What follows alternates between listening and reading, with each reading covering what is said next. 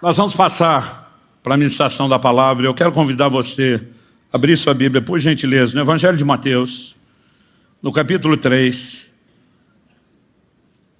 Evangelho de Mateus, capítulo 3, verso 11. A Bíblia nos fala a respeito do ministério de João Batista. Ele veio como precursor de Cristo.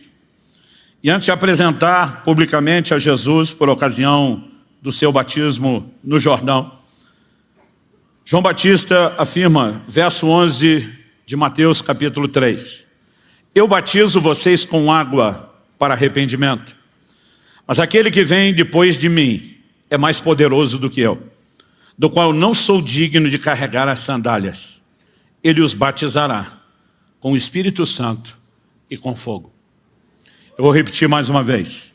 Eu batizo vocês com água para arrependimento, mas aquele que vem depois de mim é mais poderoso do que eu. Se você puder, diga isso comigo. Mais poderoso do que eu. Ele diz, do qual não sou digno de carregar as sandálias, e ele os batizará com o Espírito Santo e com fogo.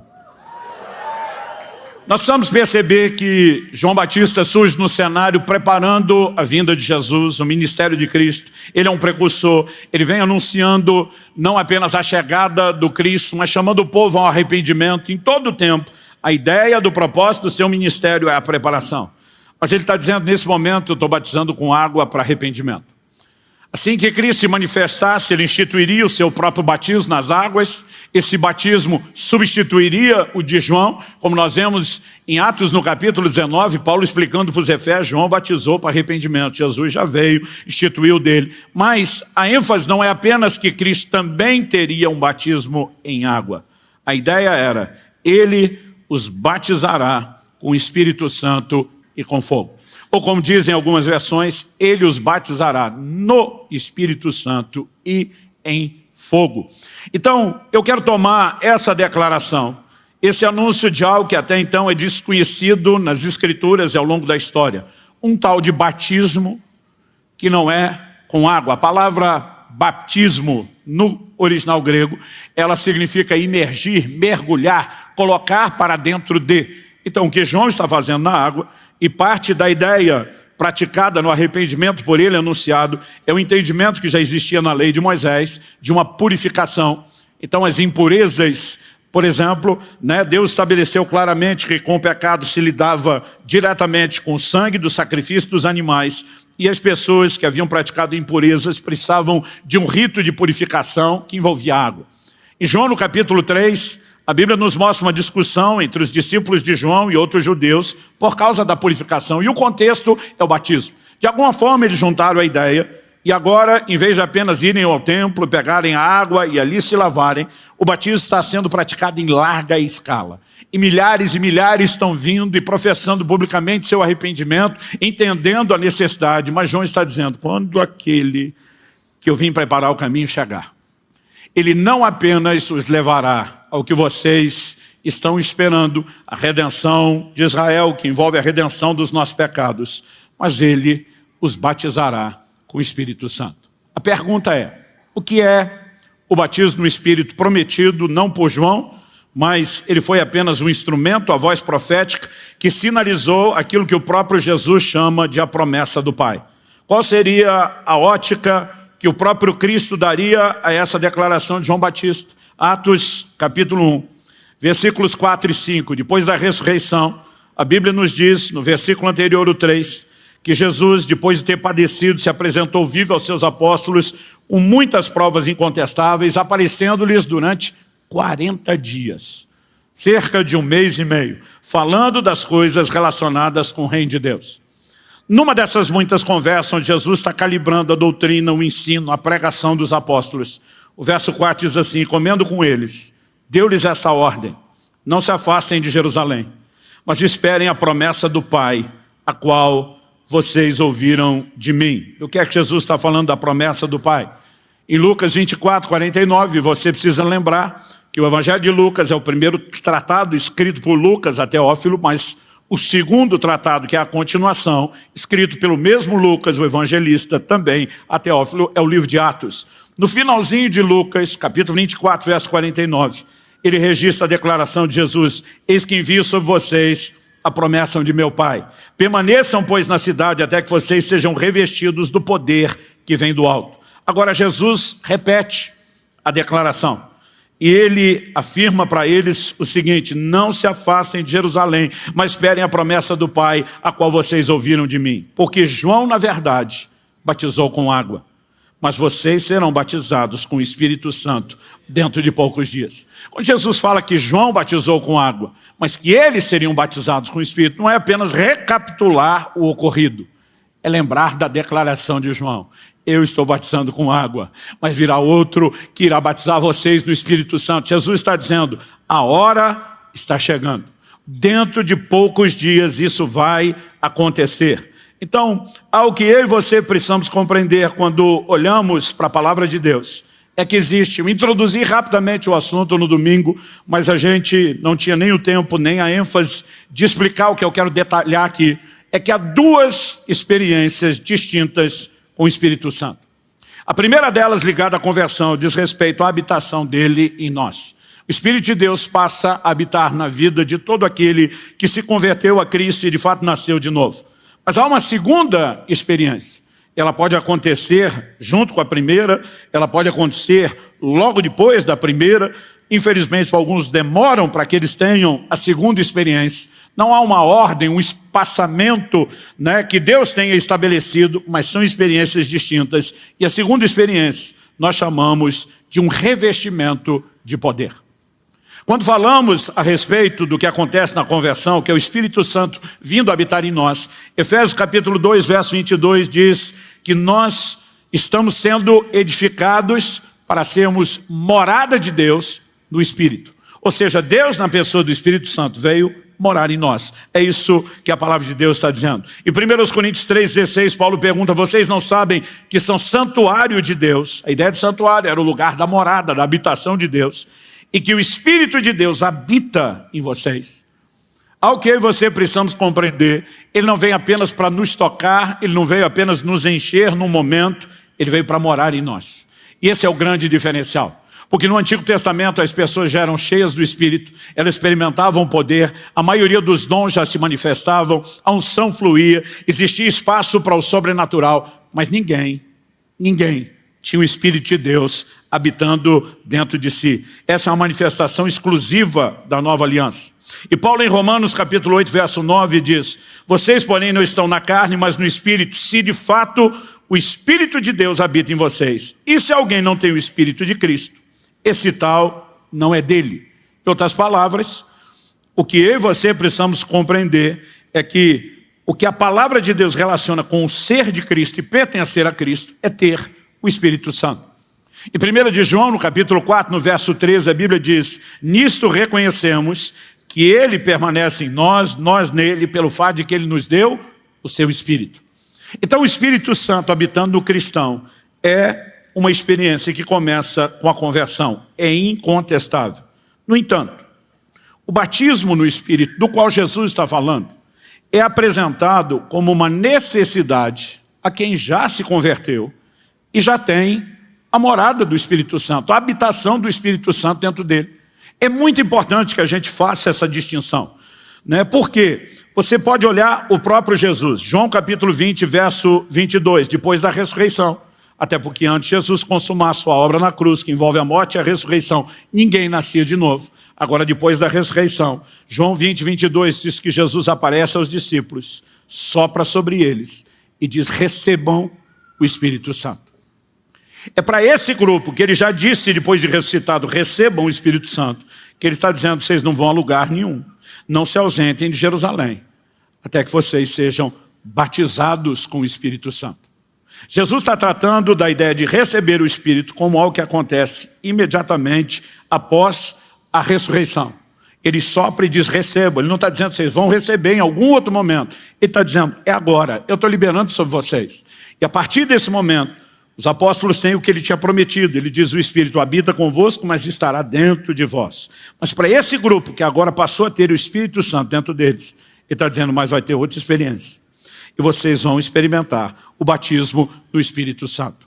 Essa ideia, além do que estamos falando da declaração de Jesus, ela vai sendo repetida ao longo das Escrituras. Atos capítulo 8 nos mostra que quando Filipe está pregando o evangelho em Samaria, muita gente está sendo salvo. Eles estão respondendo ao evangelho, estão se convertendo. A evidência disso é que estão sendo batizados nas águas, professando publicamente sua fé. Mas em Atos 8, de 14 a 16, a Bíblia diz que quando Jerusalém ouviu que Samaria tinha recebido a palavra de Deus, enviaram para lá os apóstolos Pedro e João. Qual era a missão dos dois? A Bíblia diz, orar com eles. Porque o texto diz que eles tinham sido batizados em nome do Senhor Jesus, mas que sobre nenhum deles havia ainda descido o Espírito Santo. Se você seguir a lógica, no momento da conversão e do novo nascimento, eles já passaram a ser morada de Deus. Significa que quando eles vêm para impor as mãos, e a Bíblia está dizendo sobre nenhum deles veio ainda o Espírito Santo, ela está sinalizando uma segunda experiência. No domingo, enquanto falávamos sobre o selo do Espírito, eu citei que muita gente fala de Efésios capítulo 1, verso 13. Nele, a expressão nele em Cristo, vocês também, depois que ouviram a palavra da verdade, o evangelho da salvação, tendo nele também crido, fostes selados com o Espírito Santo da promessa. A gente apresentou a ideia aqui de que o selo é mais do que uma experiência cronológica na conversão, no batismo no Espírito. Ele envolve algo maior, mas indiscutivelmente começa com o recebimento da pessoa do Espírito que vem habitar em nós. E quando ele vem, o texto diz, depois que ouviram a palavra da verdade, o evangelho da salvação, e tendo nele crido, vocês receberam, porque é exatamente nesse momento que ele vem habitar em nós. Mas para esses cristãos lá de Samaria que já tinham recebido, agora os apóstolos vêm pôr as mãos. A pergunta que Paulo faz em Atos 19, alguns se intitulavam discípulos. Vocês já receberam o Espírito Santo quando creram? Nos mostra o quê? Que se eles simplesmente só acreditassem, todo mundo converteu, automaticamente já tem tudo, não haveria necessidade de fazer uma pergunta se alguém passou ou não pela experiência. Agora, como a Bíblia não se contradiz, nós entendemos que ela não está falando algo contraditório sobre a mesma experiência, mas ela está mostrando aspectos distintos da ação do Espírito que envolvem experiências que também eu chamaria de igualmente distintas. Então, olhando para as Escrituras, eu e você precisamos fazer essa distinção. Uma outra coisa que não pode deixar de ser colocada na mesa quando discutimos o assunto, é que em Lucas, no capítulo 11, no verso 13, Jesus diz, olha, se vocês são maus, sabem dar boas coisas aos seus filhos, quanto mais o Pai Celeste dará o Espírito Santo aos que lhe o pedirem. Se receber o Espírito Santo, é só essa primeira experiência da morada de Deus em nós, e ela é automática na conversão, ninguém precisa pedir o Espírito Santo, seria desnecessário pedir. Agora, se Jesus está falando de receber algo do Pai quando pedimos, então ele não está falando de algo automático. E eu não estou dizendo que naquela experiência inicial a gente não receba, mas estou dizendo que no mínimo nós vamos perceber que deve ter alguma outra coisa a ser buscada e pedida. Eu mencionei anteriormente, vou citar aqui, Gálatas capítulo 3, verso 2. Paulo pergunta, quero apenas saber isso. Vocês receberam o Espírito pelas obras da lei ou pela pregação da fé? Obviamente, nós sabemos que quando o próprio Evangelho é pregado e há uma resposta de fé e gera um novo nascimento, isso traz a habitação do Espírito. Mas Paulo está falando de manifestações do poder de Deus. No verso 5 ele diz, aquele que lhes concede o Espírito e opera milagres entre vocês, ele o faz pelas obras da lei ou pela pregação da fé. Então, seja pedindo em oração, como Jesus fez, ou correspondendo à palavra pregada, é necessário fé. Fé específica para essa experiência com o Espírito Santo. Então, o ponto de partida, eu acredito, precisa ser reconhecer que existem experiências distintas com o Espírito Santo. Nós precisamos dessa compreensão.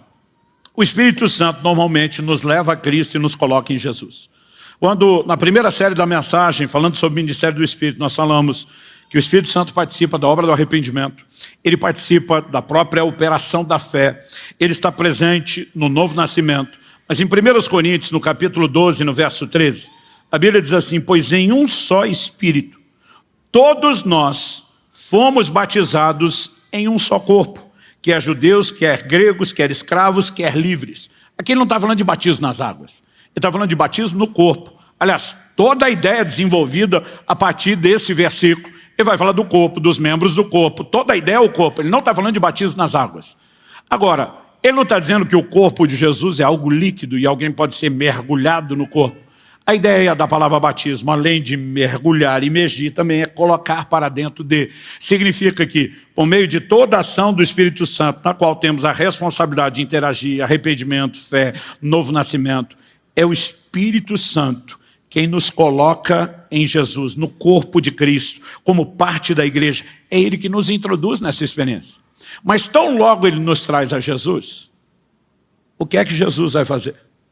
João Batista diz, depois vocês vierem a Ele, Jesus, Ele vos batizará no Espírito Santo. Agora Jesus diz, agora é minha vez. Eu pego você e mergulho você dentro do Espírito Santo. E aí nós podemos pegar a ideia do rio, que nós trabalhamos aqui, né, apresentando esse entendimento e esse conceito, e o que nós percebemos, assim como o Espírito Santo nos leva a Jesus, conversão, o momento onde Ele passará a habitar em nós. Jesus diz agora, eu pego vocês e afundo vocês nas águas do Espírito. Para quê? Para que haja agora um revestimento de poder. São experiências claramente distintas e eu e você precisamos reconhecer isso. Então, Jesus fala a respeito de receberem um Espírito, mas depois Ele diz, vocês serão batizados no Espírito Santo. E Ele diz assim, dentro de poucos dias. 10 dias depois de Jesus falar isso, nós temos o dia de Pentecostes. Como sabemos, foi 10 dias depois. Porque Pentecostes, a palavra Pentecostes significa 50, acontecia 50 dias depois da Páscoa. A Bíblia diz que Jesus ficou com eles por espaço de 40 dias, foi assunto aos céus, e a Bíblia diz, ao cumprir-se o dia de Pentecostes. Então, a conta é muito fácil de fazer. 10 dias depois dele ter sido assunto aos céus. A Bíblia diz, Atos capítulo 2, verso 4, e todos ficaram cheios do Espírito Santo e começaram a falar em outras línguas, segundo o Espírito lhes concedia que falassem. O que é que acontece com eles? Todos ficaram cheios do Espírito Santo. Então a Bíblia relaciona a experiência do batismo no Espírito prometido por Jesus, não só com o revestimento de poder, mas com o enchimento do Espírito Santo, com o ser cheio do Espírito Santo. E essas definições são muito importantes dentro da construção da nossa visão e da nossa doutrina. Pastor, o que é a segunda experiência em si? Porque a primeira, a conversão, o novo nascimento, né? O início de todo o processo de Deus, nós sabemos, o Espírito Santo vem habitar em nós, Ele já é um capacitador. Mas a segunda, qual a necessidade de uma segunda experiência? Nós falamos de ser cheio do Espírito, não é você ter mais dele. Tem muito a ver com a ideia dele ter mais de você. Envolve um lugar de entrega e de rendição, e o próprio Espírito Santo quer trabalhar em nós, nos ajudando a chegar a esse lugar. Mas essa experiência, ela tem sido vista por alguns cristãos como se fosse um alvo a ser alcançado. Em algum momento, em algum lugar da minha caminhada, eu vou chegar lá. E na cabeça de muito crente é, quando eu chegar lá, aleluia, cheguei, não tem mais nenhum outro lugar para ir. E eu quero dizer, é um grande engano. O batismo no Espírito não é um alvo a ser alcançado. O alvo é a transformação na imagem de Jesus. É chegarmos à estatura do varão perfeito. Esse é o alvo. O batismo no Espírito é apenas a porta de entrada para uma vida do sobrenatural. E é por isso que ele precisa ser buscado com intensidade, né, com determinação, porque eu e você precisamos passar logo por essa porta e adentrar a dimensão do sobrenatural. Jesus diz em Atos, no capítulo 1, no verso 8, recebereis poder ao descer sobre vós o Espírito Santo. Já fizemos ao longo do processo da série de mensagens a distinção entre unção interna e externa. Unção interna, normalmente Deus faz algo por nós. Nós lemos lá em 1 de João, no capítulo 2, nos versos 20 e 27.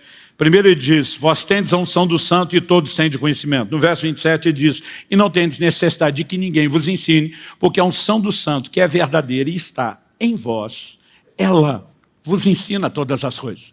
Quando a Bíblia fala de unção do lado de dentro, que é a presença, a habitação, a obra e o ministério do Espírito, é Deus fazendo algo por nós. Mas quando a Bíblia fala de unção do lado de fora, externa, recebereis poder ao descer sobre vós o Espírito. Quando Jesus se levanta e diz, o Espírito do Senhor está sobre mim, porque me ungiu, a ideia é sempre Deus nos levando a fazer algo para Ele. O Espírito do Senhor está sobre mim, porque me ungiu para pregar, para curar, para libertar, para abrir a porta da prisão. Aqui Jesus em Atos 1:8 diz, Recebereis poder ao descer sobre vós o Espírito Santo, sereis minhas testemunhas. A capacidade de testemunhar. Por quê? Eu e você não fomos chamados apenas para pregar um plano de salvação que foi decorado. Não significa que a gente não deva ter um entendimento do que é o plano de redenção e nem de que a gente não deva ter inteligência em como comunicar isso de maneira que faça sentido. Mas eu e você precisamos do poder para testemunhar. O poder para testemunhar não é apenas algo que tira o nosso medo e dá coragem de falar. Durante muito tempo eu imaginava o poder do Espírito Santo, quase o que é na cabeça de alguns ímpios por aí. Aquela coisa de se eu beber um pouquinho, eu perco, a timidez e eu passo a ter coragem de falar. Alguns tratam algo dessa forma, a maneira de soltar a língua no encontro e eu ficar à vontade. E alguns tratam unção quase como se fosse só, o único propósito dela fosse soltar a língua, que eu e você, de alguma forma, vamos vencer a timidez e o medo. E a razão pela qual muitas vezes fazemos essa associação está muito ligada à experiência. Gente, eu posso dizer o seguinte, eu não tive um encontro marcante, extraordinário com Cristo, como muitos de vocês tiveram. Porque eu ainda era criança quando entendi o plano de salvação. E eu decidi entregar minha vida a Ele, sujeitar a minha vida a Ele. Eu não tinha aquelas experiências com o pecado, com coisas horríveis. Mas eu me lembro que até o começo da adolescência era muito difícil viver o Evangelho. Porque eu estava tentando viver isso no esforço humano. E na minha concepção era difícil. Eu iria descobrir depois que é impossível você viver o Evangelho pela força da sua dedicação. Mas aos 15 anos de idade, depois de uma longa busca, eu fui batizado no Espírito Santo. E se há um divisor de águas na minha vida, algo que de fato eu posso olhar e dizer, a diferença é gigantesca entre o antes e depois, é justamente a partir do batismo no Espírito Santo. Antes, ler a Bíblia era uma obrigação, eu não via como um privilégio.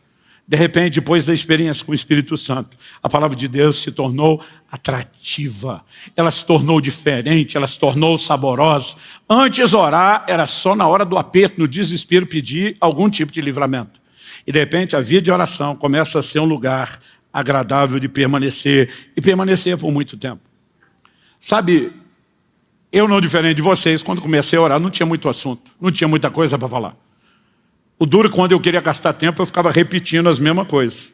E elas não duravam muito, daqui a pouco eu estava repetindo, parecia ser muito sem graça. Eu lembro do dia que eu descobri que eu tinha pego o gosto da oração. Foi extraordinário para mim e péssimo para a turma. Porque nós estávamos num grupo de amigos orando, e a gente deu as mãos. E justamente porque nessa época ninguém tinha muita coisa para orar, cada um ia fazendo a sua oração. E a gente estava lá na nossa vigília particular, na casa de um dos do grupo. De mãos dadas orando, e chegou minha vez de orar, e eu orei. E eu pensei, deve ter dado de 10 a 15 minutos, porque eu achei que eu orei, foi muito. E quando eu terminei de orar, o do lado não começou, e eu chacoalhei a mão dele, ele não falava nada, eu abri o olho, ele estava me olhando torto, feio, todo mundo me olhando torto, feio. Eu falei, o que foi? Os caras disseram, você viu que oração? Falei, não. Disseram, olha o relógio. Eu tinha orado por mais de 1 hora, só aquela passadinha, e eu estava esperando a volta para começar de novo. E de repente você começa a ver, peraí, o que é que está mudando? Mas uma das primeiras coisas que eu descobri, antes eu tinha vergonha de dizer que eu era crente. E se alguém descobrisse, porque eu era do SSC, que é o Serviço Secreto Cristão, é aquele que se mantém a identidade totalmente secreta. E quando alguém descobria que eu era crente, eu tinha tanta vergonha quando descobria que eu já ia me explicando. Mas eu não sou da igreja de fulano. A igreja de fulano era um lado da escola, que era aquela do regime do Talibã mesmo. Que todo mundo falava mal, esculhambava, tirava onda. Eu dizia, não sou daquela. Tipo assim, eu sou de uma versãozinha mais cool, mais legal. Mas eu morria de vergonha. Gente, quando eu fui batizado no Espírito, antes do batismo no Espírito, quando ia para a igreja, eu escondia a Bíblia. Eu simplesmente pegava, na hora de ir para a igreja, botava ela para dentro da calça e debaixo da camisa, e simplesmente cobria e saía escondido. Não adiantava, os amigos sabiam que era domingo. Eu estava com a família, meu pai era daqueles crentes antigos, raiz, que a Bíblia era tipo desodorante, só usava debaixo do braço, no sovacão. E quando saía, começava a gozação. Pai de Deus, irmão, Pai do Senhor, vai crente, Bíblia, era glória a Deus, aleluia. Eu queria desaparecer. Mas quando eu fui batizado no Espírito Santo, eu comprei a maior Bíblia que eu achei. Eu queria mostrar para todo mundo que era crente, e não era só para pegar no domingo, na hora de ir para o culto. Eu levava ela para o trabalho, levava para a escola. Meu pai implicava comigo, dizia, você nem vai ter tempo de ler no trabalho. Eu falei, mas vai ficar em cima da mesa para todo mundo ver que eu sou crente. O que é que muda? Uma das coisas que eu vi desaparecer é que aquele medo e a vergonha foi embora. Antes, se eu tentava falar de Jesus para alguém, minhas pernas tremiam feito vara verde. Eu tinha a sensação, alguma coisa vai me dar um infarto fulminante, eu não vou continuar isso. Era um desespero. Depois que eu fui cheio do Espírito Santo, eu enlouqueci. E o pior, eu comecei a andar com um bando de doido, que falava de Jesus o tempo todo. Eu lembro de uma reunião de oração que a gente tinha numa casa. Todo dia, quando começava a reunião de oração, o telefone começava a tocar, era engano. O resto da semana não tocava o telefone, muito menos engano na casa da pessoa, porque nós perguntamos. Um deles falou, isso é o Satanás, querendo atrapalhar nós. Mas nós é que vamos atrapalhar o Satanás. Aí a hora que o telefone tocou, ele, alô, pois não. É da casa de fulano, não, não é não. Desculpa, foi engano. Engano coisa nenhuma. A providência divina fez seu telefonema cair aqui, para que você soubesse que Jesus Cristo é Senhor, morreu por você. Gente, depois de uns 3 telefonemas desses, nunca mais deu engano. E eu andava com essa turma. Uma vez subiu no balcão da companhia aérea, voo atrasado, cancelado, aquele fuzuê no aeroporto, ninguém explica nada. O cara levantou e falou, eu tenho uma explicação para dar do cancelamento do voo. Todo mundo veio correndo. Ele falou, não é a aviação oficial, não é da companhia, eu sou um passageiro como vocês. E ele aproveitou para pregar o evangelho. Deus queria que vocês tivessem a oportunidade de escapar do inferno, porque pregação de antigamente tinha esse negócio de dizer assim, olha, só sua vida vai melhorar quase que sem Jesus. Ele dizia, ou você bota ele para dentro ou tu está lascado. E não bastasse a experiência que eu tive, ainda tinha esses doidos para dar corda do lado. Então eu comecei a pensar, o revestimento de poder, da autoridade para falar. Mas é mais do que isso. Ele te dá autoridade e poder para viver. O que é uma testemunha? Testemunha é alguém que viu ou ouviu alguma coisa. Eu e você, diferente daqueles 12, não tivemos o privilégio de estar perto com Jesus, de poder levantar com Pedro e dizer, somos testemunhas da sua ressurreição, porque vimos ele morrer e depois ele aparecer ressuscitado. A grande maioria de nós nunca viu Jesus. Como é que nós vamos dizer que somos testemunhas da sua ressurreição? Quando pelo poder do seu Espírito, ele começa a agir de forma sobrenatural na minha e na sua vida. As evidências de que ele está vivo se manifestam. Um dia eu tive uma conversa franca e honesta com um ateu não hostil. Porque assim, tem uns que não dá para conversar e tem uns que a conversa até vai. E aí eu fui brincar com ele, eu falei, meu amigo, eu queria ter a fé que você tem. Ele falou, como é que é? Eu não tenho fé. Eu falei, claro que tem fé. É muito mais difícil de crer no que você crê do que crer no que eu creio. E ele, como assim? Eu comecei a conversar com ele, eu falei, cara, uma coisa é você dizer que é um agnóstico, que não tem conhecimento de Deus, se ele existe, não sabe onde está. A outra é você querer garantir que ele não existe. Você garantir que ele não existe, talvez você seja Deus, pelo menos no meu conceito. Cara, como é que é? Eu falei, ele pode não estar aqui no Brasil. O que garante que ele não está lá na China? E mesmo se você for procurar lá na China, o que garante? Enquanto você foi para a China, ele não foi dar uma voltinha no deserto do Saara e que depois ele não acabou indo para outro canto da Ásia. Então você não só tem que ter a capacidade de procurá-lo em todos os lugares. Falei, além de que ele pode não estar nesse planeta, mas está em outro. Então você não só tem que ter a capacidade de procurá-lo em todos os lugares, mas de vasculhar todos os lugares ao mesmo tempo, para garantir que ele não está em lugar nenhum. E se você consegue vasculhar todos os lugares ao mesmo tempo, você é Deus. Ou seja, para garantir que ele não é, você deve ser no lugar dele. Não dá para não crer que ele não existe. O cara falou, nunca pensei desse jeito. Falei, pois deveria. Falei, tua fé é maior do que a minha. Ele deu corda, deu espaço, falou, agora, olha, deixa eu te falar algo. Eu não quero discutir se a Bíblia é ou não é a palavra de Deus, não ainda. Para mim ela é, mas não quero botar isso na discussão. Falei, deixa eu te contar algumas coisas. Eu falei, eu tive essa situação na minha coluna, fui desenganado pelo ortopedista aqui da cidade, fulano de tal, CRM e tal, e pode anotar o telefone dele se você quiser perguntar. E eu não sei se o cara ia perguntar, mas ele anotou o telefone. Falei, meu filho é considerado chamado por um médico que não professa a mesma fé que eu, de um menino milagre, porque era para ele estar morto no dia do parto, porque aconteceu isso, isso e isso. E o médico e a equipe dele até hoje fala isso. Pega o nome, te dou o CRM e o telefone. Ele anotou. Falei, minha esposa passou por essa experiência. Chegou uma hora e falou, tudo isso que você está falando é verdade. Falei, é. Ele falou, e eu posso conferir? Falei, claro. Ele falou, amigo, vou falar uma coisa para você. Se isso acontecesse comigo, ele falou assim, eu cria. Quando a Bíblia diz que nós vamos ser testemunhas, não é apenas ter coragem para falar de algo que é difícil de acreditar, é você ter provas. Esse poder entra em operação na sua vida, você começa a viver o sobrenatural. E o que eu e você precisamos entender é que Jesus está dizendo, eu não quero só o meu Espírito habitando em você, garantindo sua salvação. Eu quero colocar você numa vitrine. Eu quero te dar poder e autoridade para pregar o Evangelho, para viver de uma forma que seja inspiradora. Pastor, então todo mundo vai ser salvo? Não, não foi nem com Jesus. Vai ser comigo, com você? Mas muito mais gente vai ser, se eu e você formos testemunhas que manifestem o poder, do que seria se a gente só pregasse um discurso. Quem está entendendo?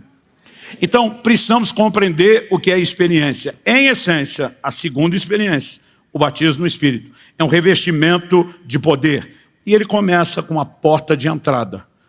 Uma experiência inicial, que é a porta de entrada para um mundo crescente, progressível, inimaginável do sobrenatural.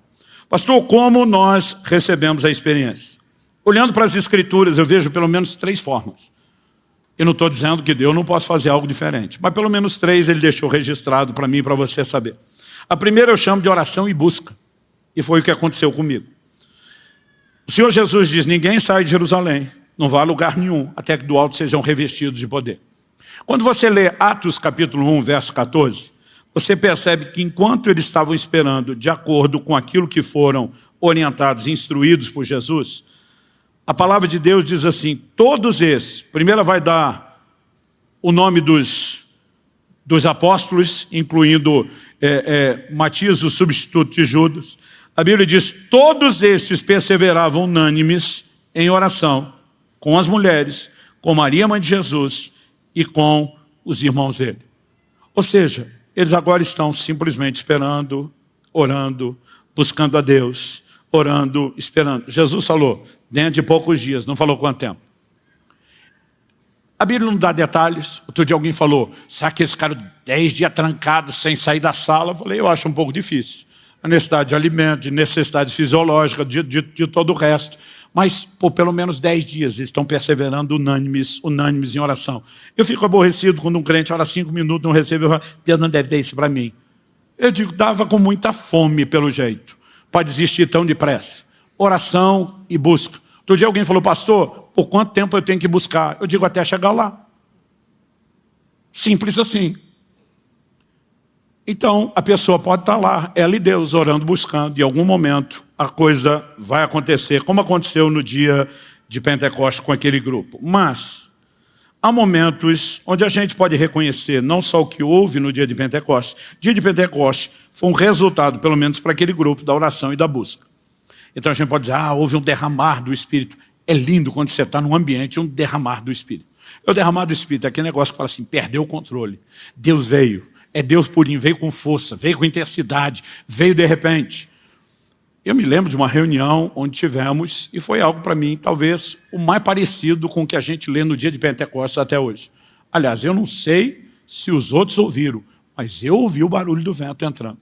E aquilo parecia uma onda varrendo o salão. Na verdade, era um ginásio cheio, buscando a Deus. E por onde aquele negócio entrou, do jeito que o barulho veio, foi pegando todo mundo. Foi um negócio massivo, eu nunca vi nada igual, nem antes e nem depois. Mas aproveitei.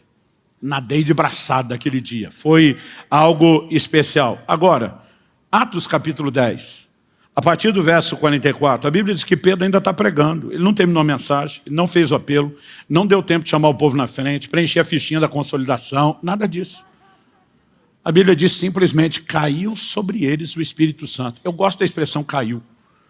Eu falo que tem hora que parece que a glória despenca de fazer galo na cabeça. Ela vem e vem com tudo, e simplesmente há um derramar. E eu já vi muita gente foi cheia do Espírito Santo assim.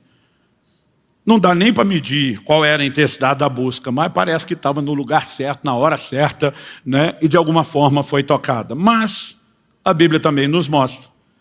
Em Atos, no capítulo 8, dos versos 14 a 16, que eu mencionei, Pedro e João impondo as mãos. Aliás, a Bíblia diz que Simão, o mais converteu, está de olho.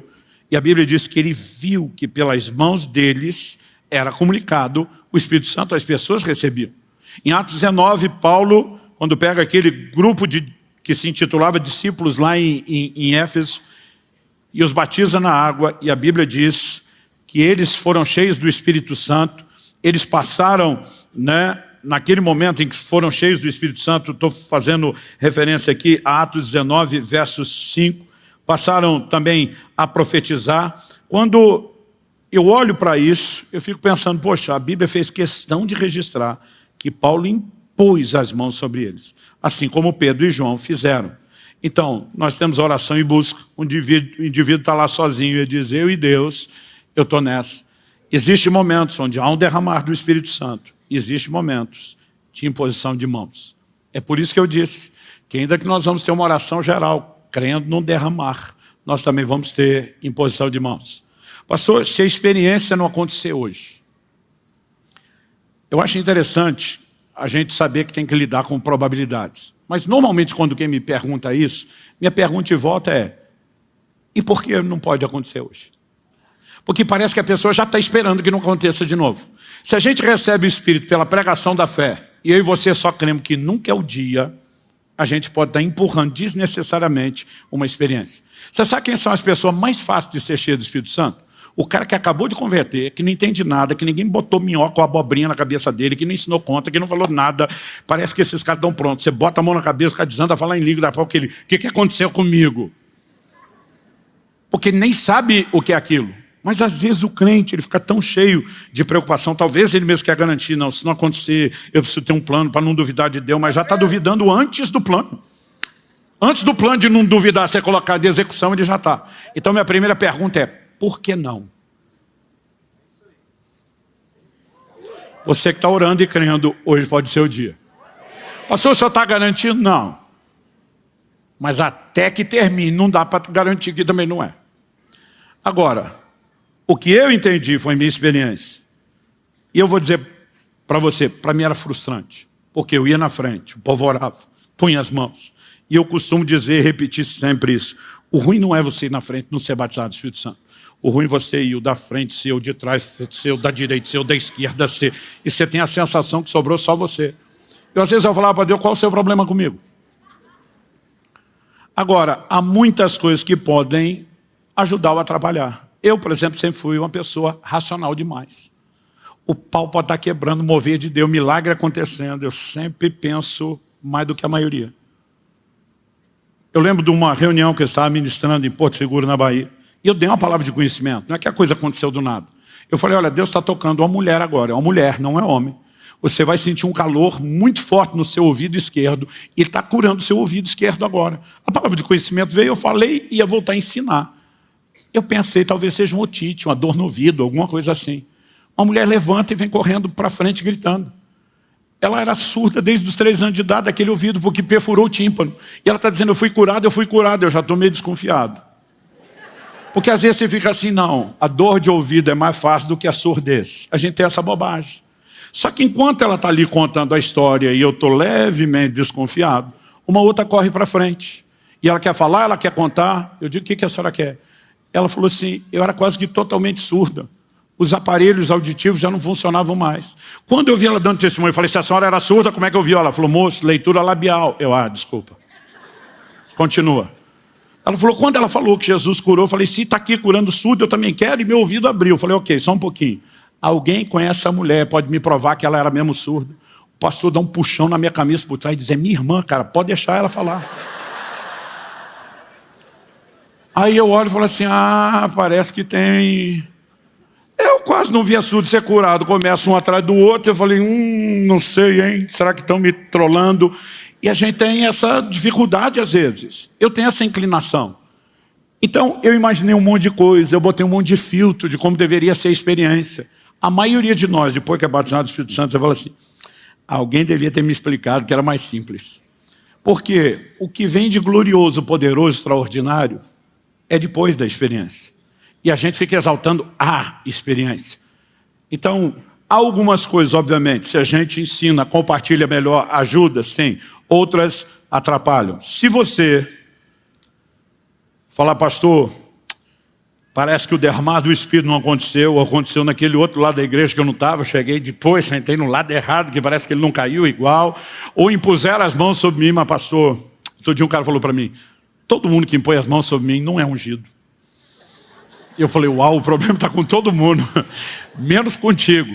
Sabe, algumas pessoas são mais difíceis. Eu sempre conto a história de um irmão que eu apelidei de um irmão cabo de vassoura.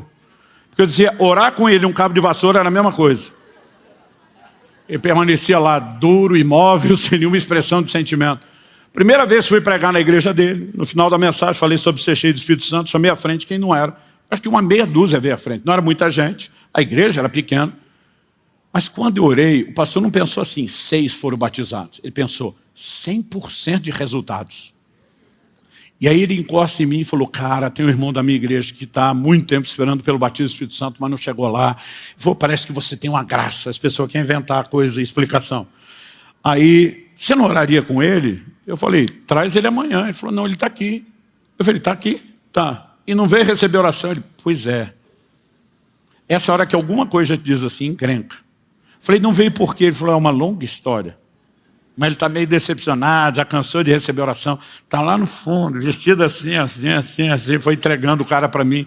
Você não vai lá falar que você sentiu de orar com ele? Eu falei, eu não vou mentir, eu não senti. Eu falei, mas eu posso quebrar o seu galho, eu vou lá falar que você entregou ele, beleza? Ele falou, se é pro bem dele, pode falar. Aí eu saí, fui pro fundo, quando estava chegando o cara já começou a rir, falou, o pastor me entregou. Eu falei, te entregou. Falou que você é um buscador crônico do batismo do Espírito Santo, que o negócio não funciona, mas eu sou teimoso. E eu comprei a briga. Posso orar com você? Ele falou, claro. Quando falou claro, pensei, nem foi tão difícil. Só que tão logo ele falou, claro, ele falou, mas antes do senhor orar, só quero te dizer algo. Eu falei, o quê? Ele falou, quero que o senhor saiba que os melhores já oraram e não aconteceu nada. Pensa num negócio animador. Aí eu, querendo dar de bom, falei, quem são os melhores? Tipo, tu tá me medindo com quem? Ele começou a falar o nome. Não é que eram os melhores mesmo? Do circuito nacional e internacional.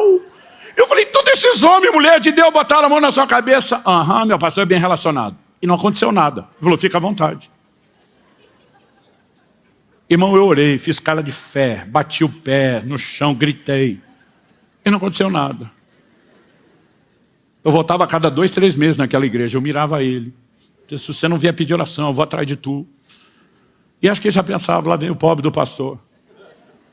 Mas, gente, Deus é tão bom que ele ajudou e socorreu esse irmão. Foi a coisa mais inusitada que eu vi no meu ministério. Eu lembro de uma mensagem que eu preguei, no final comecei a orar com o povo. Tinha uma unção descomunal aquele dia. E eu comecei a chamar o povo à frente. Mas a gente estendia a mão e assim, 20, 30, debaixo do poder de Deus, pro chão. Era muita cura, era muito milagre, muita coisa acontecendo. Mas era tanta gente no chão, parecia uma guerra. Aquele monte de corpo no chão, que o povo não conseguia chegar onde a gente estava. Então eu estou falando do início da década de 90, a gente não tinha microfone sem fio. Aí eu viro para o pastor e falei, tem um microfone do fio maior, eu chegar lá, aquele ali no canto, aí pegou, eu vim puxando aquele monte de fio, desci. Só que eu já estava em pé 1 hora pregando com um sapato novo, daquele que você usa sem ter experimentado. Apertado. Mas assim, engolindo meus dedos, eu não aguentava mais. Eu lembro que ali antes de descer orar, eu falei, gente, as irmãs que estão de salto, quiser ficar mais à vontade. Eu vou ficar à vontade, ó.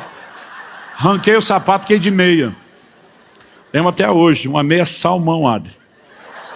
Rosa não, salmão. E aí eu desci. Quando desci, o que eu não sabia é que aquele microfone estava sem fio terra. O que eu não sabia é que esse negócio dá choque de verdade. O que eu não sabia é que enquanto eu estava com o sapato, eu estava aterrado. Mas quando eu tirei e desci, ainda tinha o carpete. Eu continuava isolado. Não aterrado, isolado. Mas eu fui passando por cima do povo, para chegar onde os outros não podiam chegar. E o carpete acabou. E quando eu pisei de meia naquele chão de cimento, fora do carpete, pensa no choque. Um choque de dar um soco assim no braço. E eu já estava indo com a mão para orar com o primeiro que estava na frente. Quem? O irmão Cabo de Vassoura. A hora que eu pisei, levei choque, não deu tempo de pensar, fazer nada. Eu toquei. Quando toquei na testa dele, fechou o curto nele. Sério, estou falando diante de Deus. Eu ouvi o barulho, o estalo. Ele deu um pulo para trás, regalou os olhos, ergueu as mãos. Desandou falar em línguas. Fim do culto. A igreja inteira veio uma fila para cumprimentar ele. Antigamente, eu não sei de onde que nós tiramos isso, mas antigamente, quando alguém era curado, revelado, batizado no Espírito Santo, a gente ia dar os parabéns. Eu não sei de onde tinha isso, mas acontecia. Aí a fila inteira de gente, os irmãos da igreja, para dar os parabéns. Eu no fim da fila, esperando chegar a minha vez e tal. Quando faltam uns 2, 3 para chegar, eu já estou perto, o suficiente para ouvir. Ele fala, bom, eu fui o único que não caí hoje. Mas eu lembro quando o pastor falou, alguns vão sentir como eletricidade. Quando ele falou, e eu lembrei do barulho, eu falei, não foi coisa da minha cabeça. Já comecei a rir, eu não aguentava ficar na fila, não aguentava esperar a minha vez, não aguentava falar com ele. E eu saí, eu fui falar com o pastor. O pastor falou, o que você está rindo? Falei, você ouviu o testemunho do fulano? Falou que recebeu uma descarga elétrica. Falei, pois é.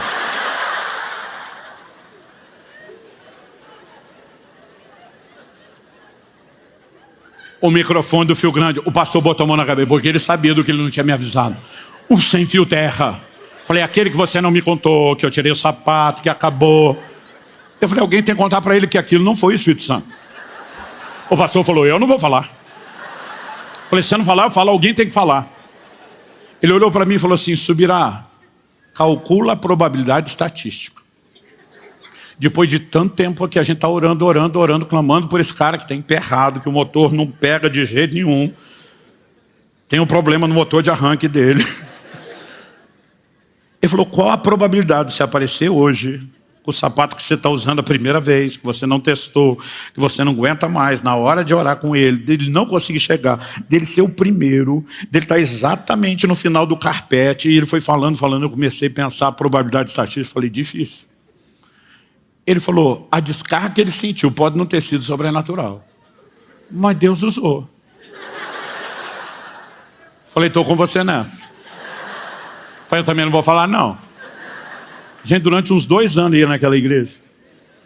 Eu ficava do lado dele no louvor, eu ria, e eu pensava, não posso falar. Ele olhava para mim com a cara, Deus está abençoando, eu dizia, você nem imagina. O que eu quero te dizer, se eu apliquei fé para um cara desse, que não era nem ovelha do meu rebanho, eu vou aplicar por você. Nem que seja um choque que te pegue de surpresa uma hora dessa. Aliás, a gente podia ter planejado um microfone desse hoje, né? Não, estou brincando. Esse tipo de coisa você não planeja, você vê Deus fazer. Aonde eu quero chegar nesse momento? Pastor, como saber se eu já recebi a experiência? Seja pela busca pessoal, seja por um derramar do Espírito, seja pela imposição de mãos. Como é que eu realmente sei que algo aconteceu? Em primeiro lugar, quando você se converte, o Espírito Santo vem habitar em você, você já tem elementos que permitem alguns níveis de experiência com o Espírito Santo. Mas quando falamos do revestimento de poder, existem algumas coisas que não podem ficar de fora. Quando falamos de evidências genéricas. Por exemplo, se Jesus prometeu um revestimento de poder, mas eu não vejo evidências do poder, do sobrenatural, nada acontecendo e da operação dos dons, é o que vale a pena eu me questionar. Eu realmente experimentei isso e não estou entendendo como interagir, ou eu ainda não tive a experiência. Aí você fala, não, pastor, isso aí é a sua veia carismática, pentecostal, eu fui criado de outra forma, eu tenho um pouco de dificuldade com essas coisas, tem uma outra maneira de eu avaliar a minha vida. Eu falei, eu acho difícil não ter o resultado que Jesus prometeu, mas a Bíblia não fala de uma coisa só. Gálatas 5,16 fala de uma vida de vitória sobre a carne. A Bíblia diz, andar em espírito e jamais satisfareis as concupiscências da carne. Mas de vez em quando eu pergunto para alguns, tudo bem, que você não está vendo o tal do outro poder lá, mas o poder interior para vencer também não está rolando. Eu digo, está faltando algo. Mas além desse pacote de evidências que vão se manifestando, algumas lentamente com o tempo, existe algo específico que a gente possa tratar como uma evidência física inicial, por assim dizer, e que entre não apenas no lugar de informação, mas talvez até de ênfase bíblica, eu quero te dizer que sim, existe. A promessa que foi feita no início por João Batista já tinha sido feita pelos profetas. Jesus repete e teria o seu cumprimento. Ela tem o registro em Atos no capítulo 2, no dia de Pentecostes. Mas isso é uma de 5 experiências mencionadas no livro de Atos. Outro dia eu fui falar a respeito das experiências e uma pessoa falou, o livro de Atos não serve para teologia sistemática e sistematização da doutrina. Eu falei, como é que é? Ele é parte da escritura ou não é? Porque se não é, ele não serve para nada. Se é, ele serve para tudo. O que você não pode é pegar o que o livro de Atos diga, ou pelo menos você tentar fazer parecer que está dizendo, em contraste com o resto. Eu falei, você vai falar de movimento missionário, você passa no livro de Atos e a doutrina cabe. Na hora que eu toco no Espírito Santo, que é o assunto que você não gosta, não vale mais. Nós temos um registro bíblico. E tudo quanto foi escrito para nosso ensino foi escrito. Nós temos 5 experiências narradas no livro de Atos, sobre gente sendo cheia do Espírito. 3 delas são descrições, 2 delas são menções. Qual a diferença entre menção e descrição? É que descrição tem mais detalhes. Então, por exemplo, alguém pode dizer, na terça-feira à noite, do dia 19 de setembro, o pastor Luciano Subirá estava ministrando naquela reunião especial. É a menção. Ou alguém pode dizer, ele chegou antes do horário do culto e ficou surpreso com a igreja cheia de gente, já estava orando, buscando a Deus. Ele ficou impressionado com o que estava acontecendo. Ele estava numa pilha desse. E aí você pode entrar no lugar de descrição. Não é só contar uma coisa rápida e superficial, mas você dá detalhes. Então, dessas 5, 3 são descrições, 2 são menções. E eu e você precisamos entender que a Bíblia nos mostra a repetição de um padrão. Aliás, o apóstolo Pedro, numa das experiências, ele observa a repetição do que ele chama de padrão. Atos 10, de 44 a 47, diz assim: enquanto Pedro falava essas palavras, o Espírito Santo caiu sobre todos os que ouviam a mensagem. E os fiéis que eram da circuncisão, que tinham vindo com Pedro, admiraram-se, porque também sobre os gentios foi derramado o dom do Espírito Santo. Pois eles os ouviam falando em línguas e engrandecendo a Deus. Outra versão diz magnificando a Deus. Então Pedro disse: será que alguém poderia recusar a água e impedir que sejam batizados esses que assim como nós receberam o Espírito Santo? E aí ele vai dar ordem a partir do verso 48, vão batizar todo mundo. O evangelho finalmente chegou aos gentios. Mas quando ele volta para Jerusalém, Atos 11 mostra que o povo, incluindo apóstolos, presbíteros, mas em especial o partido dos fariseus, o povo está esperando ele com o pedra nas mãos. A confusão está armada. Você entrou em casa de gentios, comeu com eles, porque de acordo com os ritos da lei mosaica do Antigo Testamento, um judeu não podia relacionar com o gentil. Eles não estão entendendo ainda as mudanças, as reformas que viriam, a confusão está instalada. Mas Atos 11, de 15 a 17, nós temos o final do discurso de Pedro, que vai apaziguar todo mundo.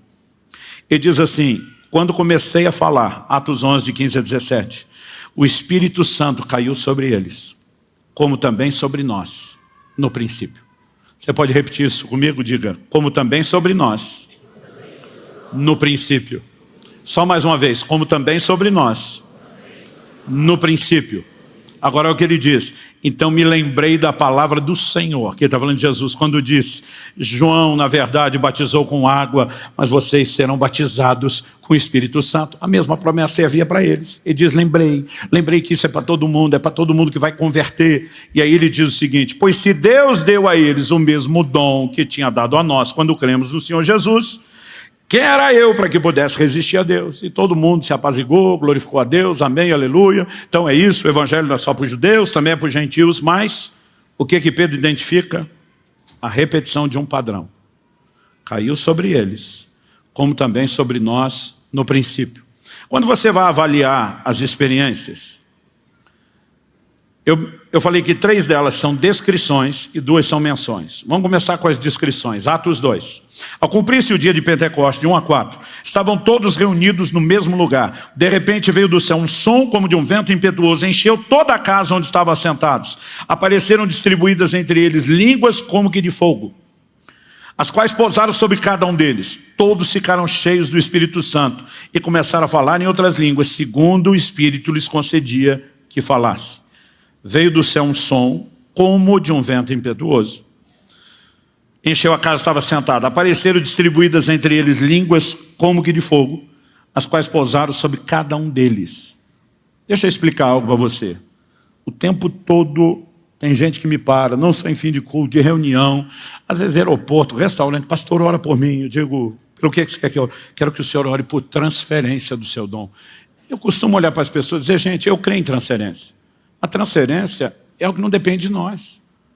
Paulo fala para Timóteo não ser negligente com o dom que ele recebeu, mediante imposição de mãos do presbitério e profecia. O dom só foi transferido por um direcionamento profético do Espírito Santo, que distribui os dons conforme lhe apraz. Ele é a fonte, é ele que decide. Se ele falar para mim: ora por fulano e põe as mãos e reparte, a gente obedece ele porque ele que faz.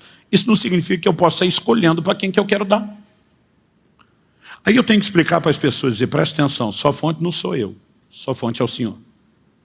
Eu gosto de pegar esse texto, porque uma vez eu pedi oração para o homem de Deus, eu falei: bota a mão em mim, parte um pouco do que é seu.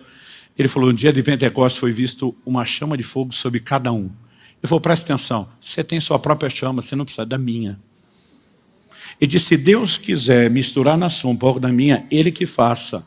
Mas você não precisa preocupar com isso. Deus tem uma experiência para cada um de nós. Cada um teve a sua chama de fogo naquele dia. E tem uma disponível para você. Amém?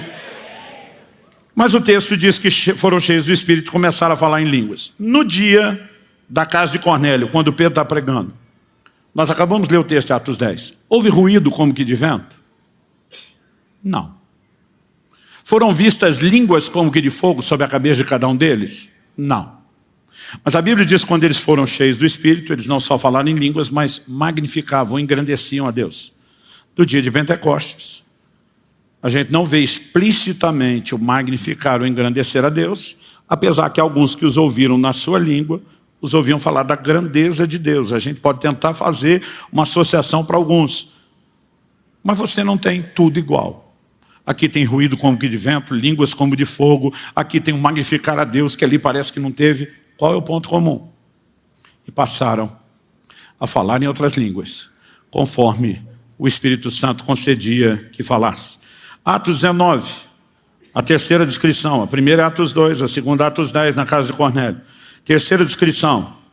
Eles, tendo ouvido isso, foram batizados em nome do Senhor Jesus, e quando Paulo lhes impôs as mãos, o Espírito Santo veio sobre eles. E tanto falavam em línguas, como profetizavam. Teve ruído como que de vento? Não. Teve línguas como que de fogo? Também não. Magnificaram a Deus? Também não. Mas a pergunta é em Atos 2 e Atos 10. A Bíblia diz que profetizaram. Você pegar alguns que falou na língua do outro, você pode dizer, mas não está claro. Em Atos 2, e nem que a experiência foi para todo mundo. E Atos 10 não fala absolutamente nada sobre profecia. Qual o ponto comum? A Bíblia diz, tanto falavam em línguas como profetizavam. Nas três descrições de experiência. O único ponto comum, que a gente chama de uma evidência física inicial, é o falar em línguas. Uma manifestação exclusiva do Novo Testamento, anunciada por Jesus. Agora nós temos duas menções. Outro dia alguém falou, Atos 8, lá em Samaria, não diz que falou em língua. Eu falei, nem diz que não falou. Só não descreve o que aconteceu. É uma menção. Agora, o texto que é a menção e não é descrição, não tem detalhes, diz que Simão viu que pelas mãos dos apóstolos era comunicado o Espírito Santo. Se o Espírito Santo não é visível, o que é que Simão viu? Simão não viu o Espírito sendo transferido, o enchimento acontecendo. Simão viu evidências, porque quando ele vem, existem evidências que são físicas. Então, a prova é de que tem evidência. Outro dia um falou, podia ser a alegria da pessoa. Eu falei, o texto diz que já havia grande alegria enquanto ele estava sendo batizado. Tem que ter alguma coisa diferente do que já tinha, para ele entender que foi naquela hora. Atos capítulo 9. Ananias chega para Paulo e diz, Saulo, irmão, o Senhor que te apareceu no caminho por onde você veio, me mandou para impor as mãos sobre você, para acontecer duas coisas. Primeiro, que você volte a ver. Segundo, que você seja cheio do Espírito Santo. A Bíblia diz, levantando-se, Paulo foi batizado. O povo fica discutindo se o batismo foi onde, se tinha tanque, se não tinha tanque na casa de Ananias. Eu falo, gente, a primeira coisa que vocês tinham que levar em consideração é o contexto. Ele está dizendo, eu vim para que você volte a ver, seja batizado. Impõe a mão, ele volta a ver, levanta e seja cheio do Espírito. Levanta e é batizado. Para mim, a Bíblia está falando do batismo no Espírito Santo. Alguém diz, mas não disse que ele falou em línguas. Mas em 1 Coríntios 14, 18, ele diz, eu dou graças a Deus, porque eu falo mais em línguas do que todos vós. Então, apesar do texto não dizer que falou, não diz que ele não falou no dia, mas mostra que ele falava depois e ensinava os outros a importância. Quando você olha para essas 5 passagens bíblicas, em 3, nós temos a repetição de um padrão observado por Pedro. Em 2, nós temos deduções de uma evidência física inicial. Atos 8 não é claro o que era, mas em Atos 9, aquele que não é claro, nós sabemos que tinha a manifestação. Isso me leva a crer e afirmar que a manifestação do falar em línguas é uma evidência física inicial do batismo no Espírito Santo. Agora, o crente que teve essa experiência não é melhor do que o que não teve. Outro dia alguém falou, pastor, eu não entendo o que é cair debaixo do poder de Deus. Ele falou, qual o lucro disso? Eu falei, não, acho que não tem muito não. Ele falou, como assim? Eu falei, meu querido, imagina que você pega um copo, uma xícara, bota lá no chão, E aí você pega um balde enorme de água e joga tudo de uma vez. O que vai acontecer com o copo? Ele não aguenta e cai. Me parece que naquele momento a gente só está provando a fragilidade do copo. Provavelmente ele nem vai levantar cheio. Aí ele falou, ah, é? Falei, é. Você achou que quem cair era melhor, né? Por isso que alguns se jogam. Ele sente que está sendo olhado, vigiado, todo mundo vai achar que eu que sou carnal. Outro dia alguém falou, pastor, tem gente que o senhor ora que cai, que o senhor não acredita? Falei, a maioria. Um dia um cara ímpio estava na minha frente, chegou na reunião, falou, pastor, desculpa, hein? Eu vi esse negócio, as pessoas foram curadas, que eu sabia do problema, aquilo parece que foi de verdade mesmo, mas esse negócio da turma caiu, eu não acredito nisso não. Falei, não. Ele falou, não. Falei, quer experimentar? Ele falou, eu nem sou crente. Falei, não tem problema. Só quero que você saiba que funciona. Ele falou, então, acho que nós podemos tentar. E eu só falei, Jesus, o homem é ruim, o coração dele é duro, mas que ele nunca diga que não funciona. Dá só uma triscada na testa dele. O cara de quase 2 metros da torre, blum, no chão, levantou. Meu Deus, o negócio é de verdade. Para mim aquilo foi só um sinal. Sabe, a gente tem mania de espiritualizar o que não precisa. Alguém vai dizer que porque a pessoa caiu é mais sensível, aquele era o pior de todos. Aliás, já vi uns caras ser curados que eu falava, ah, Jesus, está errado. Tinha uns crentes melhor na fila, esperando, merecendo. A gente ter essa ideia boba. Preste atenção em algo. Falar em línguas não faz ninguém melhor, a menos que ele entenda o que é. É uma ferramenta para ser usada. 1 Coríntios 14, 4. Por isso que eu falei, nós temos que ver a experiência como a porta de entrada para uma nova dimensão de um sobrenatural que é crescente. O falar em línguas é uma ferramenta. Paulo diz que o que fala em línguas edifica-se a si mesmo. É uma ferramenta de edificação. Agora, para essa ferramenta funcionar, você tem que usar. Anos atrás, décadas atrás, alguém me deu de presente uma bicicleta ergométrica. Lembra disso? Por que você acha que me deram? Muitos de vocês não conheceram minha versão antiga, que eu estava bem acima do peso. Passei exatos 127 quilos. Quando ele me deu de presente a bicicleta ergométrica. Uns meses depois encontrei esse cara na rua. E como a melhor defesa é o ataque, fui para cima primeiro. Falei, presentinho sem vergonha aquele que você me deu. Ele, o que foi? Falei, você acha que eu não sei por que você me deu aquele presente? Você queria que eu emagrecesse. Pastor, pelo seu bem e tal. Falei, não precisa se explicar. Falei, mas aquilo não funciona. Eu não perdi 1 quilo com aquela desgraça. Ele falou, sério, pastor? Eu falei, nem 1 quilo, nem meio quilo, não perdi 100 gramas, não perdi nada. Ele falou, quanto tempo por dia o senhor pedala? Eu falei, era para pedalar? Foi porque eu estou usando de cabideiro lá para minhas roupas. Tá? Ele olhou, começou a rir, falou, pastor, não vai perder nunca, tem que usar. Eu falei, poxa, você podia ter instruído. Eu estava de brincadeira com o assunto, mas tem uns crentes que fazem essa estupidez. Ele está lá diante de Deus dizendo, esse negócio não funciona. Imagina Deus olhando, dizendo, tu pedalou? Não. E imagino Deus com vontade de fazer assim. Ah.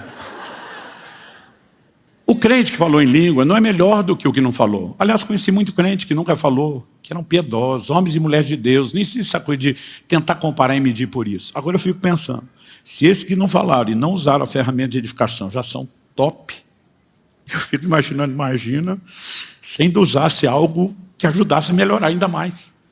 Então, a questão não é tentar ficar validando quão espiritual é um, qual é outro. Alguns de nós, por N motivos, às vezes é a formação, é a maneira como fomos doutrinados de maneira contrária. A gente tem dificuldade. Meu pai tinha muita dificuldade, amava a Deus. Eu vi muitas evidências dos dons, eu não posso dizer que o homem não foi cheio do Espírito Santo. Eu nunca vi meu pai falar em línguas. Eu sou de uma época que a gente não podia nem perguntar esse tipo de coisa. Agora, em vez de simplesmente só ficar tentando justificar, a minha pergunta para alguns é, por que não? Se é uma ferramenta de edificação, na minha vida tem sido uma das coisas mais importantes, o tempo que eu gasto falando em línguas. Paulo diz, se eu orar em línguas, minha mente está sem fruto, mas o meu espírito, ele ora. E você pode fazer isso enquanto faz um monte de outra coisa.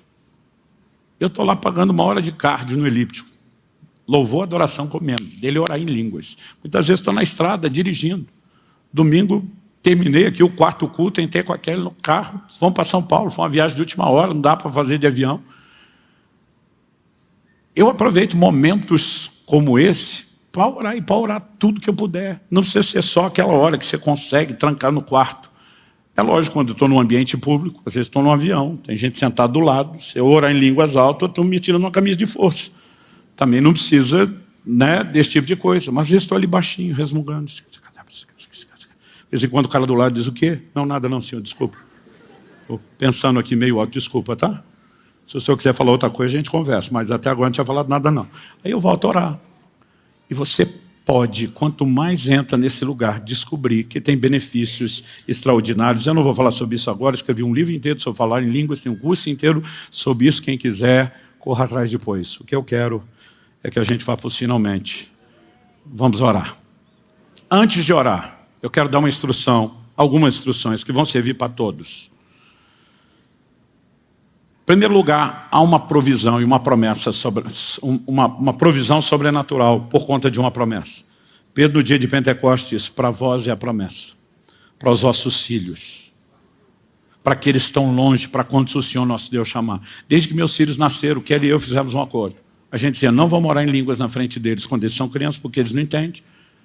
Eu não quero que daqui a pouco eles estão imitando os pais o que houve, sem saber. Então a gente não fala nada na frente deles. Mas a gente fica orando por eles. Toda noite, quando eles iam dormir, eu botava a mão na cabeça deles e dizia assim, ó, o mais rápido possível, que sejam cheios do Espírito Santo. Que o Senhor os pegue sem que eles entendam, né, o que é experiência, o que não é. Também sem que dê tempo de alguém botar alguma coisa contra. Mas que seja algo inquestionável, que é o Senhor. Um dia meu filho Israel, então de uns 6 anos de idade, fala, pai, precisamos conversar. Eu falei, ok, filho. Ele falou, está acontecendo uma coisa estranha comigo.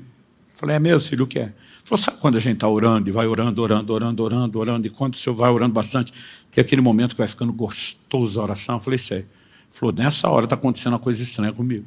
Eu falei, o que, meu filho? Ele falou, eu começo a falar umas coisas que eu não entendo. Eu falei, é mesmo? Ele falou, é. E eu agindo como quem nem sabe o que é aquilo.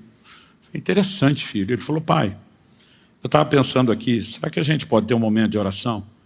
E se acontecer, o senhor, de repente, depois dá uma avaliada e me dizer o que é isso?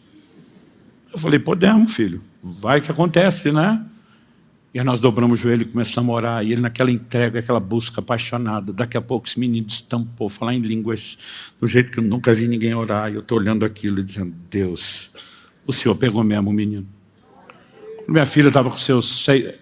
São 3 anos diferentes. Quando ela estava com seus 6 anos e pouco, mais ou menos a idade, eu falei, filha, deixa eu te dizer uma coisa.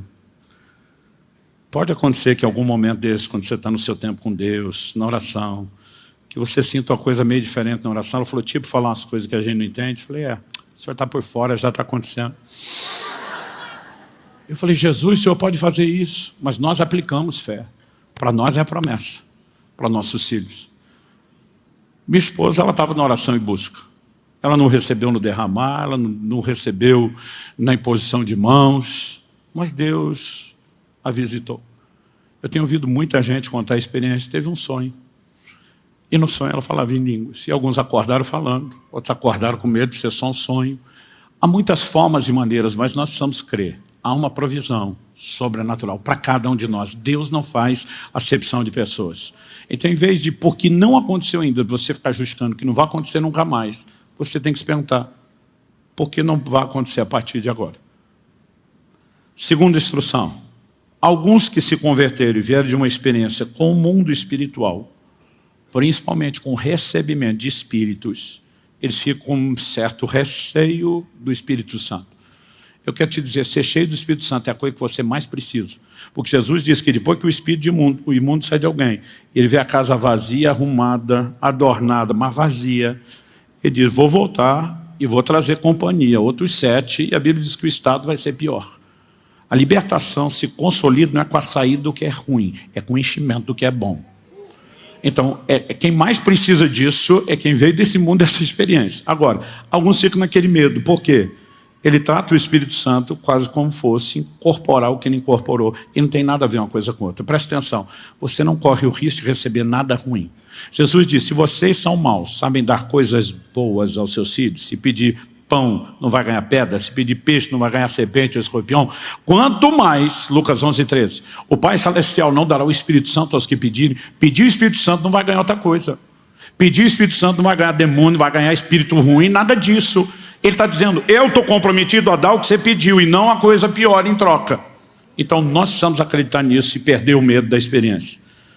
Terceiro e último lugar, eu não gosto de falar demais. sobre o que é experiência, porque ela pode acontecer de formas tão diferentes. Mas eu fico pensando, quando eu volto lá atrás, na minha época, eu dizia, essa pessoa podia ter ajudado a gente. Alguns tentavam explicar, diziam, olha, não é só o Espírito Santo que faz tudo sozinho, tem sua parte, mas não explicava o que era a nossa parte. Eu lembro de um dia que alguém citou o livro dos Salmos, abre bem tua boca e eu encherei. Eu fiquei com o bocão aberto lá, que chegava a doer o maxilar. E ninguém falou, não, isso é alegórico. A Bíblia diz que quando eles foram cheios do Espírito Santo, eles começaram a falar em línguas, conforme o Espírito Santo concedia que falasse. Durante muito tempo eu acreditei que quem falava em línguas era o Espírito Santo. E a Bíblia não diz isso. São as pessoas cheias que falam. Agora, o que é que a gente fala? Ele concede o que falar.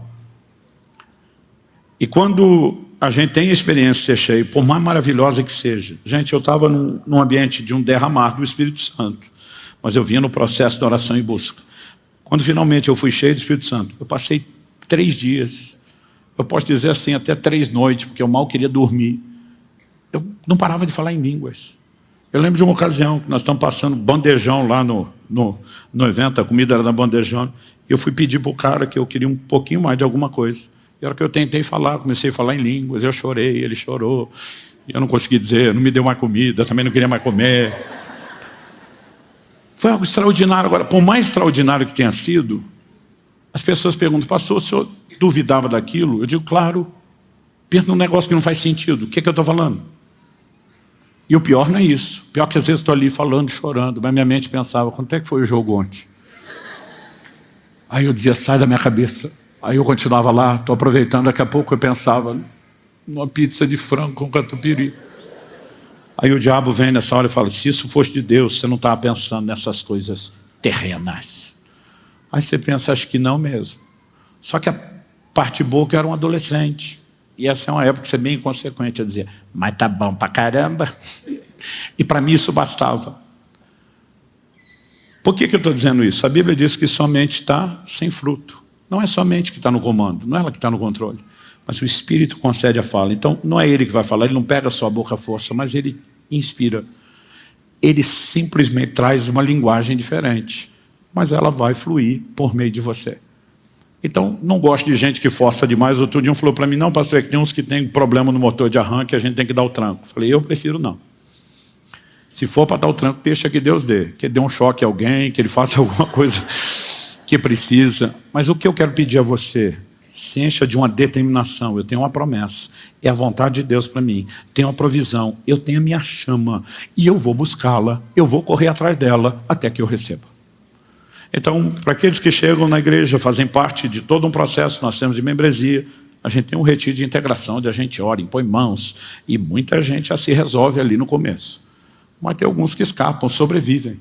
Mas às vezes tem aquela mentalidade, não deu, se uma hora dessa acontecer, e nós precisamos perseguir isso com determinação. Não para dizer, finalmente cheguei lá, mas para dizer, passei a porta, agora começa, agora o pau vai quebrar. Vamos ficar em pé para parecer que vai terminar em algum outro momento a partir de agora.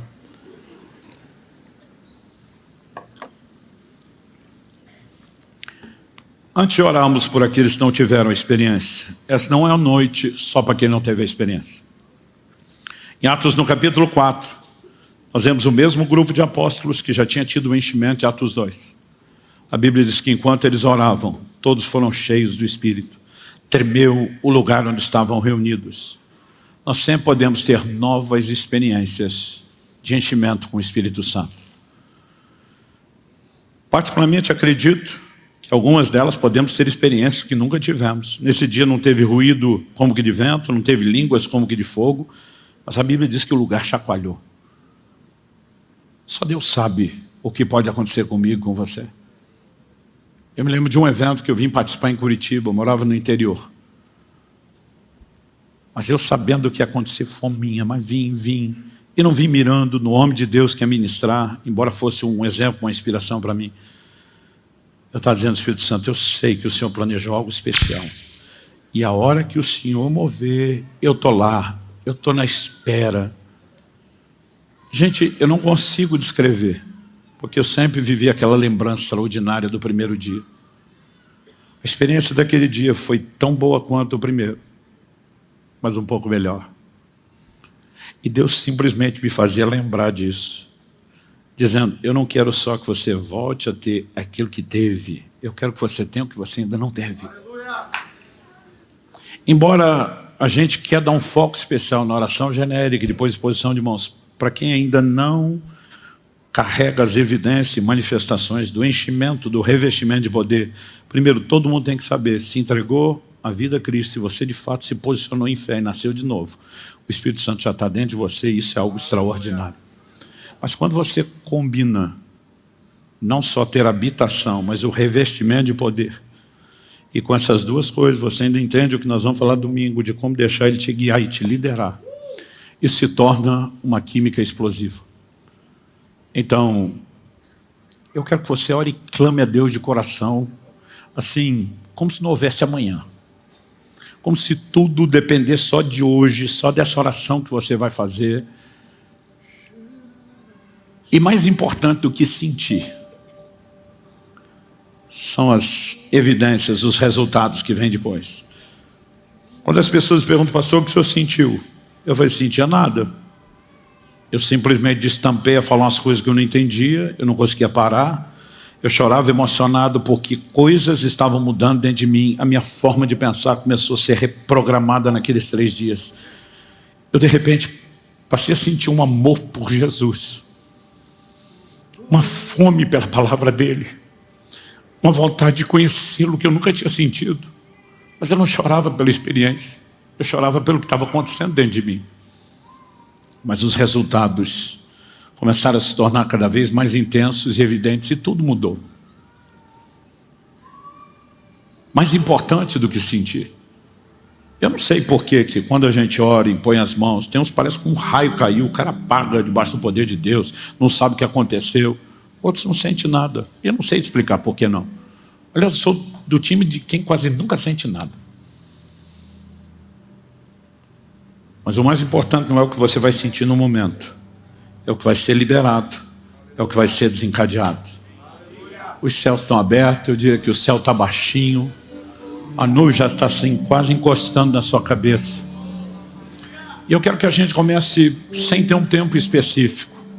A direção de Deus, ore de uma forma geral. E enquanto nós estivermos orando no geral, a gente vai manter essa transmissão. A partir do momento que a gente começar a impor as mãos, nós não vamos continuar a transmissão. E você que está em casa, você pode orar sem transmissão, você também não precisa parar. Mas a gente, no momento em que passar a impor as mãos, nós vamos focar muito mais nos que precisam receber essa oração. E nós vamos precisar da ajuda dos pastores, dos diáconos, de vários dos líderes. A gente vai dar o comando depois. Aqueles que já são cheios, não precisa ficar assistindo a nossa ministração aos outros. Você pode ir bebendo cada vez mais, buscando a Deus. E você, a partir desse momento, faz como você achar melhor. Tem gente que prefere orar em pé, tem gente que prefere orar de joelho, tem gente que quer ficar sentado na cadeira dele, né? Tem gente que critica o outro, aquele religioso sentado, feito uma pedra, duro. E às vezes é o jeito que o cara fica à vontade com Deus. Não tem um modelo. Aliás, Atos 2 diz que o Espírito encheu a casa onde eles estavam sentados. A primeira experiência, o povo estava sentado. Se a gente tentar ser bíblico, tem mais chance de você receber sentado do que de pé. Não, estou brincando, alguns já começaram a sentar. Você fica à vontade. Você pode acompanhar os músicos em adoração, nesse primeiro momento. Porque a Bíblia diz, não vos embriagueis com vinho, mas enchei-vos do Espírito. Como? Falando entre vós com salmos, hinos, cânticos espirituais. Deus habita no meio dos louvores. E quando começamos a adorar, nós nos tornamos suscetíveis, sensíveis. Mas sabe, de repente você pode ser levado por Deus a cantar um cântico novo, completamente diferente do que eles estão cantando. Talvez até uma melodia diferente. E você pode perceber que talvez vai ter um transbordar diferente e profético. Talvez você seja cheio do Espírito Santo e comece a falar em língua sem que ninguém toque em você, sem que nada aconteça. Aproveite, desfrute, esqueça o resto. Não precisa acompanhar a música. Mas nós queremos que a partir desse momento a gente possa apenas se render. Mas eu quero que você ore e clame entendendo. Sua fonte não são as pessoas que vão impor as mãos. Talvez elas sejam canais. A sua fonte é o Senhor Jesus. E Ele é o batizador. O batizador está aqui. E Ele está aqui não apenas para assistir o que vai acontecer, Ele está aqui para tocar. Você que não teve essa experiência, eu quero que você ore e clame como se não houvesse amanhã. Pastor, e se eu não receber hoje? Você preocupa com isso depois. Nós vamos continuar buscando até receber. Mas a pergunta é por que não aqui e agora? Então comece a falar com Deus. Espírito Santo, falamos tudo aquilo que o Senhor nos orientou a falar, ensinar, instruir, provocar a fé. Mas o Senhor não nos trouxe esse lugar apenas para que a gente tivesse mais informações ou alinhamento doutrinário. Nós oramos que agora a palavra proclamada produza a resposta de fé necessária, de forma sobrenatural, vivificada pelo Teu Espírito. Nós oramos que os céus se abram de uma forma especial sobre aqueles que ainda não tiveram essa experiência. Embora todos aqueles já tiveram, Pai, nós oramos por um novo enchimento, por uma nova experiência. Mas, Pai, clamamos que o Teu Espírito seja derramado sobre a vida de cada um neste lugar, daqueles que nos acompanham por essa ministração, ao vivo, ou mesmo depois de forma gravada. Nós oramos pela manifestação do poder do Espírito Santo. E mais do que a evidência física inicial de falar em outras línguas, nós oramos por uma nova dimensão do sobrenatural. Nós oramos por um revestimento de poder. Nós oramos pela capacidade de vencer a carne, o pecado, o mundo, o diabo de uma forma nunca antes experimentada. Pelo Teu poder. Pelo Teu poder, Espírito Santo. Clamamos por enchimento. Clamamos por revestimento de poder. Clamamos pelo cumprimento da promessa. E declaramos em fé que a promessa é nossa, é dos nossos filhos, é de cada um que ainda não se converteu, está longe, a quem o Senhor irá chamar, é de cada um que está aqui, já foi chamado, e nós tomamos posse, nós cremos, e nós clamamos pelo Espírito Santo, não apenas por mais dele, nós queremos que o Senhor tenha mais de nós, Senhor.